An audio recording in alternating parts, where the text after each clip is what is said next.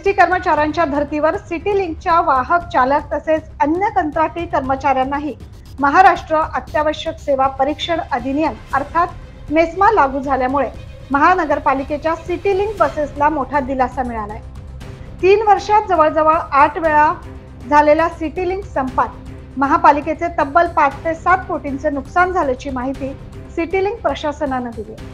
आता मेस्मा कायदा लागू झाल्यामुळे बस कर्मचाऱ्यांना पुढील 6 महिन्यांच्या कालावधीसाठी संप पुकारता येणार नाही। आजपर्यंत वाहक पुरवठादार ठेकेदाराकडून नियमित वेतन न मिळणे, अपुरे वेतन, ग्रॅज्युइटी व पीएफ रक्कम न देणे, दिवाळी बोनस, कर्मचाऱ्यांवर अन्यायकारक दंडात्मक कारवाई अशा विविध कारणांमुळे सिटी लिंकचा 8 वेळा संप झालाय।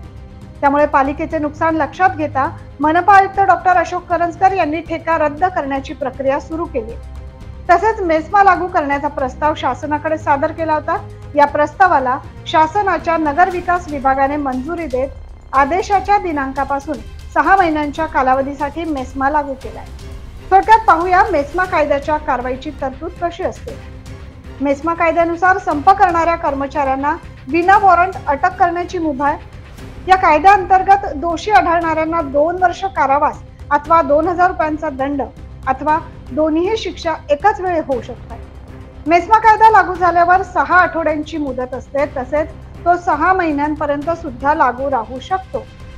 सिटी लिंक साठी 6 महिन्यांची मुदत देण्यात आली आहे, त्यामुळे पुढील 6 महिने तरी सिटी लिंक कर्मचाऱ्यांना आता संप पुकारता येणार नाही। सिटी लिंकला आता मेस्मा लागू झाल्यामुळे सिटी लिंकची सध्या तरी संपातून सुटका झाली।